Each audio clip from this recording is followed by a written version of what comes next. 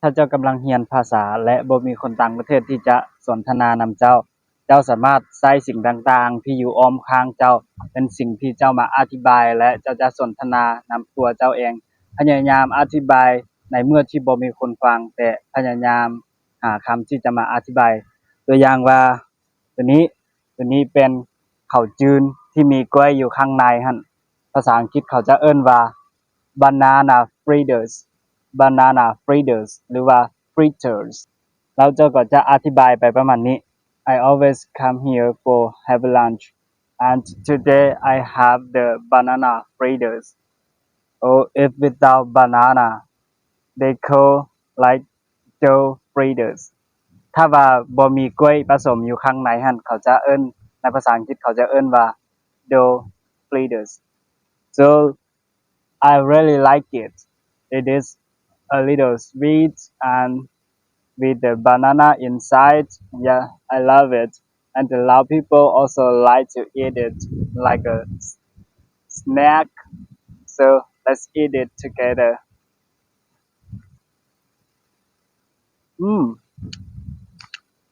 I love it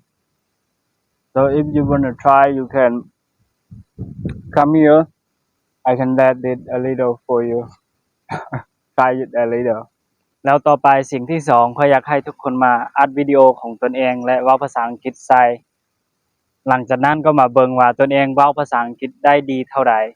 แล้วตนเองจะได้รู้ไปปรับปรุงบอนที่ตนเองเว้าหยังบ่ได้หรือว่าเฮ็ดหยังบ่ได้ดีเทื่อแน่นอนอยู่แล้วตอนทำอิฐเขาอาจจะเฮ็ดหยังบ่ได้ดีเทื่อแต่บ่ต้องอายและอาจจะมีคนอื่นที่เข้ามาตำหนิหรือว่ามาดูถูกเฮาว่าเฮาเว้าภาษาอังกฤษแนวนี้ซื่อๆแล้วเป็นหยังคือว่าไปเว้าออกให้โลกออนไลน์แนวนี้แนวนั้นแต่บ่ต้องไปแคร์เขาถ้าเจ้าแคร์เขาแล้วเจ้าจะหยุดอยู่แต่บ่นั้นเจ้าจะบ่มีการพัฒนาและเจ้าก็จะไปต่อบ่ได้คันซั่นก็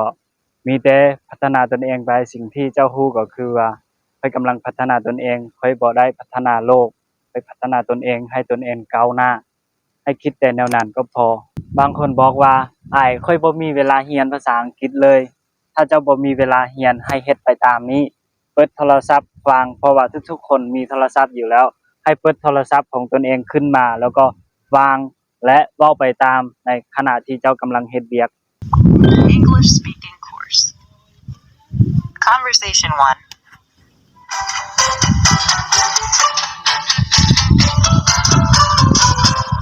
Good morning, honey. Morning, sweetie. What's wrong? My neck hurts so much today. I told you not to sleep with a high pillow. My knees hurt too. I feel like an old man. Maybe because you're old? I'm only 28. Your body is saying something different. I have a checkup at Dr. Granger's today. I can call to see if I can make an appointment for you too. Alright. นอกจากนั้นพวกเจ้าก็สามารถเรียนได้จากการเรียนแพงการอ่านหนังสือและอื่นๆอีก So many people all around the world